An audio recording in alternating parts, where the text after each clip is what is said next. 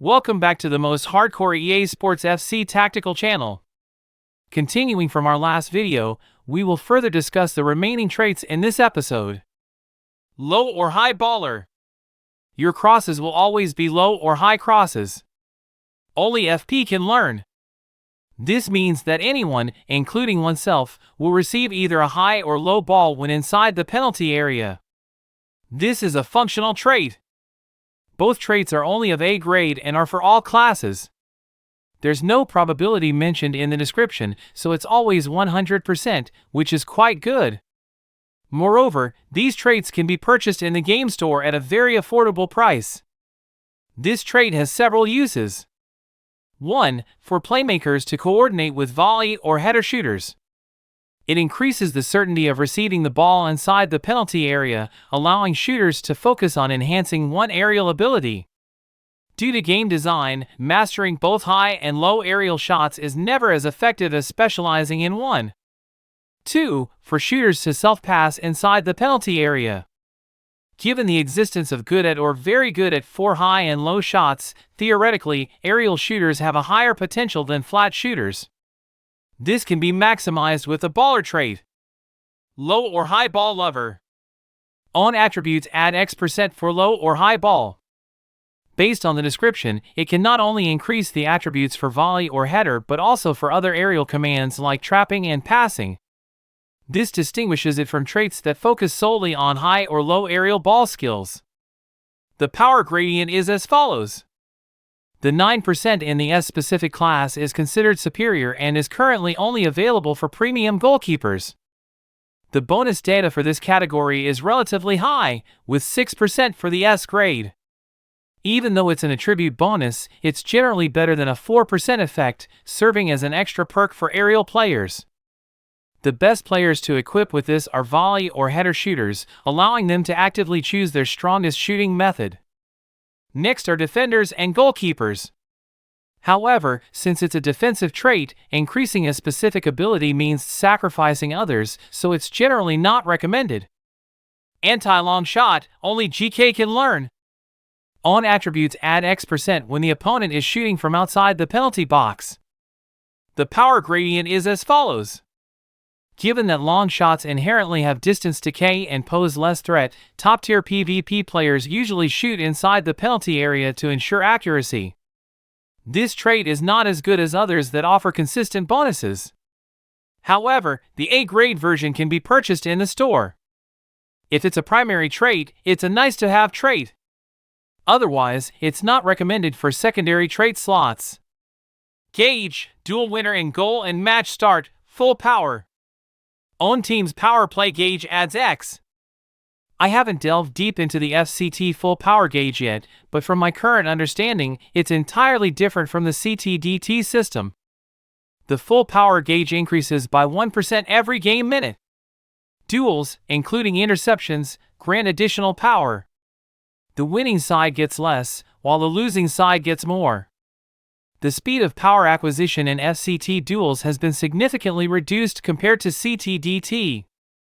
From my current feeling, it's roughly 1% for a win and 2% to 3% for a loss.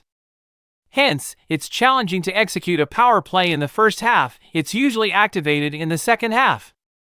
The power play trait gradient is as follows. From a numerical perspective, it's almost negligible.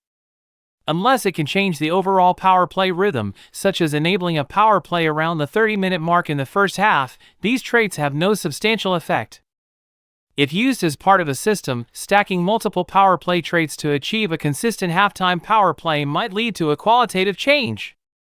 However, this comes at the cost of sacrificing many direct bonus traits, making it not worth the trade-off. In summary, it's a category that needs further development, and I'm currently not optimistic about it. Power play lover. Attribute adds X% when using a power play. In CTDT, it's called pedal to the metal. The gradient is as follows. As explained earlier, you can usually only power play once in the second half. Excluding overtime, the coverage rate of this trait is 1 out of 6, making it quite insignificant. Ignore distance or angle, distance reduction, acute angle shot. These three traits all belong to the category of reducing shot decay and expanding the shooting range. Let's first look at the gradient. Acute angle shot adds X% of the angle to the goal based on attributes. Only FP can learn. Distance reduction reduces the ball's power decay due to distance by X%. Only FP can learn. Ignore distance or angle. There's an X% chance that shots from inside the box will ignore distance and angle reductions. Only FP can learn. In CTDT, ignore distance or angle is equivalent to the penalty shooter trait. Currently, it only exists in Piero's SS shooting special effect. However, its 18.8% probability is quite touching and hard to utilize, especially since Piero is primarily a CAM and his shooting positions generally don't require this trait. Distance reduction isn't discussed much since it currently only exists in specific class traits and can't be learned. However, it might be available for all classes in the future. The trait itself is excellent, allowing for reduced decay when shooting outside the box.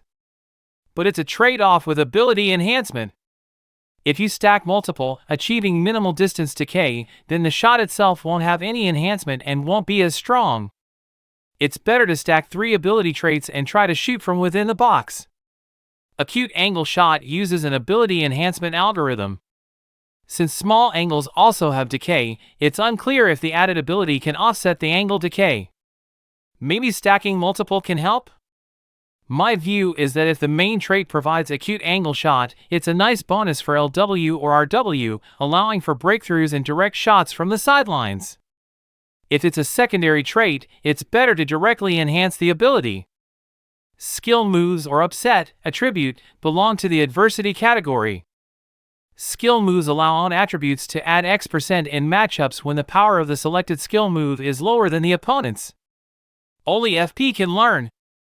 Upset attribute allows on attributes to add X% in matchups against opponents with higher total attributes than your own players. Only FP can learn. Both of these traits are about getting stronger when facing stronger opponents with the same enhancement gradient. One compares the power of dueling skills, and the other compares base values. From my experience, these traits don't work in goalkeeper duels, so don't try to use them to enhance shooters or goalkeepers. They can be useful for players with relatively low total white values or players with lower A or S skill power. However, these traits can't be used to enhance the upper limit of abilities, only the lower limit. Evolution, ability enhancement, and skill upgrades will make the activation conditions stricter. If there are no other direct ability enhancement traits and the player fits the activation characteristics, they can be used transitionally. Both of these traits can be directly exchanged in the store, which fits their positioning. High energy, enhance, high stamina, and enhance, low stamina, are stamina related. The power gradient is shown in the chart. Enhance, low stamina, is set at twice the value of enhance, high stamina, for several reasons. FCT often can't use power play twice in a full match. There are issues with the enhancement interval for low stamina, example, skills might not be usable below 30% stamina. FCT doesn't have the tenacity trait. High stamina generally has a higher coverage rate and is easier to activate. This design seems reasonable. I haven't tested the enhancement interval. In CTDT, it's 20% 80% and low stamina was later enhanced to 40% 80%. FCT probably has a similar setting, which I'll test later.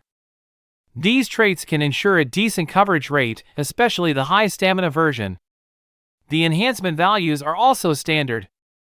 If there are no other more suitable and stable traits, they can be used as regular backup traits. Inspire, duel win or loss. When losing or winning a duel, except auto action or against GK, selected FW or DF players' attributes add X% until the next matchup command is selected. Only FP can learn. Currently, this only exists in S-specific class in the game, with a 4.8% enhancement. Although other levels aren't available, we can predict that S, A, and B are 4%, 2.8%, and 1.6%, respectively. Note that the enhancement only applies to the first command. If you want to enhance a shot after receiving the ball as an FW, you can't have other actions like dribbling, bumping, or even self-passing in the penalty area. So it needs to be combined with aerial shooters or shooting directly after receiving a lob pass outside the penalty area. Enhancing non-FW players doesn't make much sense. Enhancing FW can increase the scoring limit, making it a good auxiliary trait. Of course, currently, all players with this trait are premium or icon players, making them rare. Domination, duel win. When winning a duel, except auto action or against GK, opposing selected FW or DF players' attributes reduce X% until the next duel command is selected. Only FP can learn. This is the opposite of Inspire. After winning a duel, it reduces the abilities of opposing players in specific positions. Similarly, it only exists in a specific E class, making it very rare. Enhance, tied or advantage or disadvantage. There's a 100% chance of own attributes adding 2% when leading or trailing in goals. Own attributes add 1.8% when the score is tied, except 0-0. Only FP can learn. The enhancement gradient is shown in the chart. The enhancement when trailing in goals is higher than when the score is tied or leading. It can be used as a substitute when trailing. Overall, I think this trait is poor. It splits one trait into 3 parts, making it too restrictive. Weaken or enhance commands. Opponent's attributes reduce X% or own attributes add X% when the opponent's selected command or skill move is a particular one. The enhancement gradient is shown in the chart. Although this trait seems to have very strict activation conditions, only activating when the opponent chooses a single command, it's actually very useful for specific positions and specific players. For example, players who rely on a single offensive skill can weaken the corresponding defensive skill, such as dribblers enhancing their abilities against slide tackles, passers enhancing against interceptions, increasing their bullying, dominance, capabilities. Defensive players who rely on a single defensive skill can enhance against offensive skills they're weak against, such as slide tacklers enhancing against passing, interceptors enhancing against dribbling, increasing their chances of bullying. Shooters enhancing against goalkeepers when receiving or shooting, goalkeepers or defenders enhancing against shooters when they shoot. So, this trait can be very useless or very useful, depending on whether it fits the player's design and function. Recover, duel loss or win. When winning a duel, except auto action or against GK, the opponent's incapacitated period increases by X%. Only FP can learn. When losing a matchup, except auto action or against GK, your own incapacitated period decreases by X%. Only FP can learn. This trait either increases the opponent's stun duration based on the duel's outcome or reduces your own stun duration. The gradient values are shown in the chart. Currently, all such traits are specific to certain class players, offering very limited room for manipulation. If it's only 30%, I find it somewhat meaningless. Invincible extension, duel win. When winning a duel, except auto action or against GK, your own invincibility period increases by 37.5%. Only FP can learn. This trait differs entirely from the recover design. While recover's effects are often negligible, whether you stun the opponent after winning or recover quickly after losing, the invincibility trait increases your invincibility duration after a win. This means you can dribble for a more extended period. I believe this trait is a combination of dribble range enhancement and 1-2 range enhancement, making it very practical for strikers. However, it's bound to specific players, limiting its application. Skill move level up. Your selected skill move's effect increases by X%. This is a prevalent trait in the game, similar to weaken commands. It enhances one of your skills, offering significant flexibility. The enhancement gradient is shown in the chart. Paired with a player's characteristics, this trait can consistently enhance strengths, such as shooters or aerial players directly enhancing shooting or aerial skills. Goalkeepers directly enhancing punching or catching skills. Offensive players enhancing offensive skills, defensive players enhancing defensive skills. When used correctly, it's one of the most consistent enhancement traits. Although it only enhances one ability, sometimes it's more valuable than all-around enhancement traits like Area Master, especially for versatile players like midfielders. For specific positions, it offers consistent enhancement and should be a top choice. Auto Skill. When an auto action is used against your pass or shot, there's an X% chance to activate a skill move without using stamina. Only FP can learn. This trait allows for skill activation during interceptions or blocks. Currently, there are only 2 gradients for this trait. Given the game mechanics, when facing the same conditions, including the same skill power and criticals, during passing or shooting, interceptions or blocks are at a distinct disadvantage. A common PvP strategy in the game is to use map passes to stun opposing defenders. Unless a critical is triggered, there's almost no chance of defense. This is where auto-interception comes into play. However, this trait is hard to obtain, and even if you manage to stack it, the benefits might not outweigh the costs. Anti-auto skill. Opposing selected MF or DF's auto-interception rate decreases by X%. Only FP can learn. After discussing auto-interception, let's talk about anti-auto interception. While auto skill enhances oneself, anti-auto skill weakens a specific position of the opponent. Currently, there's no trait in the game that enhances the auto-interception rate of all players in a particular position against a specific opponent. Similarly, there's no trait that weakens the interception rate of all opponents against a specific player. Given the current state of auto-interception in the game, this trait is also not very useful. Duelist. Your attributes increase by X% if the command selected in a duel has an advantage over the opponent's command. Only FP can learn. The enhancement gradient is shown in the chart. This is the most classic trait for a guessing game. The enhancement is stable and doesn't disrupt the game's balance. The main reason is that it doesn't increase the ability ceiling but significantly raises the ability floor. The store offers an S-level add 10% trait, which is recommended for those who can afford it. League Specialist. Your attributes increase by 7% for league matches. The enhancement gradient is shown in the chart. Similar traits exist in CTDT, and I believe they're a waste. There's no need to train players specifically for league matches. However, if you have no other options, you can train a bunch of 1-star or 2-star players, stack them with league-specific traits, and use them exclusively for those specific league matches. Area Master. Your attributes increase by X% when in a specific area. Only FP can learn. The game currently has the following areas: touchline, attacking third, middle third, defensive third, opposing penalty area, own penalty area. The enhancement gradient is shown in the chart. These are very standard enhancement zones. Except for the touchline, which gets an additional enhancement due to its limited impact on shooting or blocking, the design is balanced. I believe this trait is the most potent configuration in the current game. Enhance, pass reception. Your attributes increase by X% when receiving a pass from a specific teammate until you select a shot or the next duel command. Only FP can learn. The list of all teammates and their corresponding enhancement gradients is shown in the chart.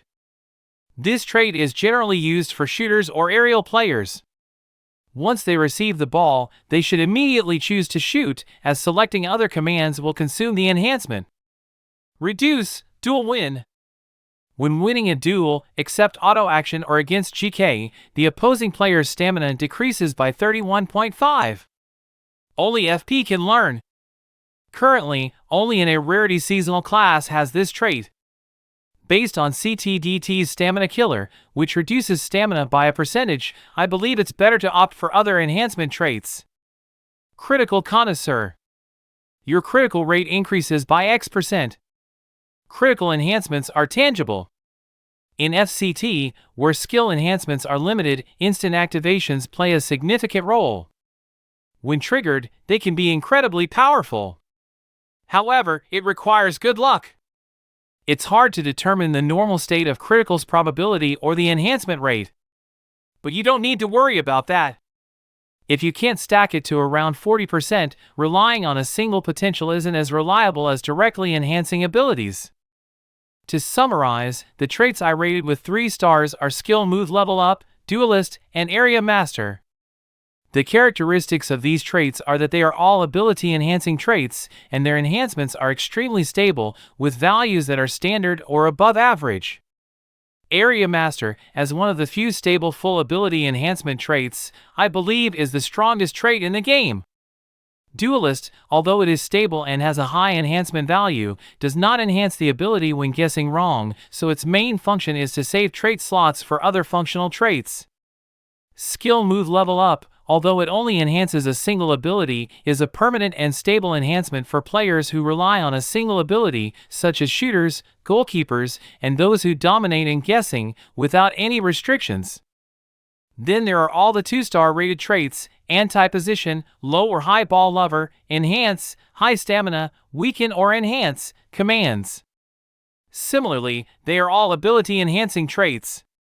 Compared to the 3-star rated traits, the main difference is that their activation is slightly more restricted, but if used well, they are all very strong.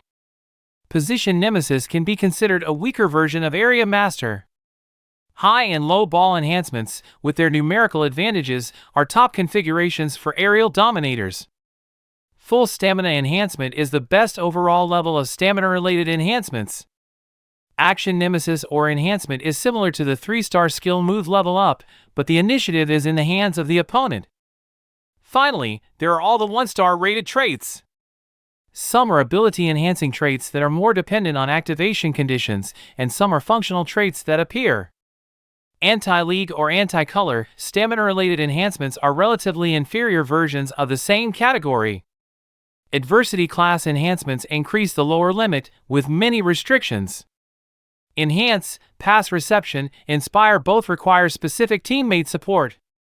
High-altitude passing is a must-have for aerial dominators in the game due to game mechanics, or it can be used by playmakers in conjunction with Enhance, Pass Reception, and the like. Safe Reception and Long Shot Defense are both practical functional traits for goalkeepers. If there are no better ability-enhancing traits available, they can be used. Auto-interception is the most important mechanism in the game, but as mentioned earlier, the enhancement is low. If you want a high probability, you need to stack multiple traits. However, combined with Duelist, it is indeed a very good choice. For the traits that I didn't rate with stars, I won't list them one by one. It's not to say that these traits are useless. Of course, they may be very good in certain situations, but they all have the following problems. The enhancement conditions are strict, such as Team Nemesis, Power Play Enhancement, Score-related Enhancement, etc. Having read this far, I'm sure you all have a comprehensive understanding of the traits in the current game and have made your own judgments about the strengths and weaknesses of each trait. Finally, let me share my thoughts. Traits are an important system that can reflect the differentiation of players and enhance the abilities and functionality of players. It is similar to CTDT's trait and potential system but has essential differences. CTDT's traits and potentials are all designed, and different traits can be used interchangeably. FCT's traits are more like a part of player training. Which traits to use is entirely up to the player.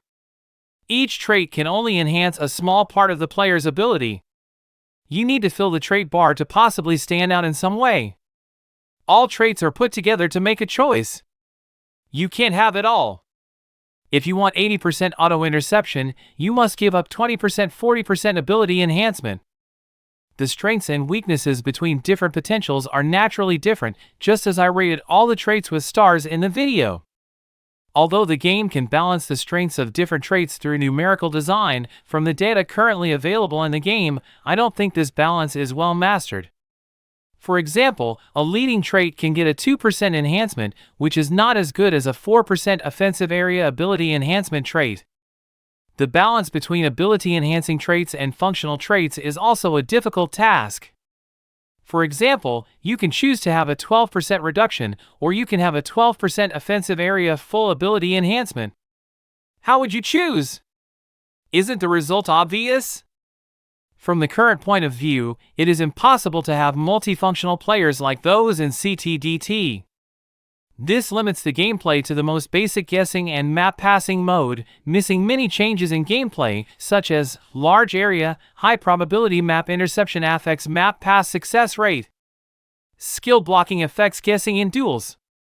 Dribbling, penalty area shooter, chance maker, etc. affect the offensive organization.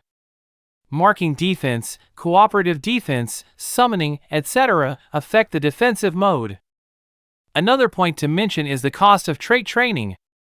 For example, if I want to build a Harland with 3 S-level offensive area traits, I need a Harland card, of course. 3 S-level offensive area trait cards.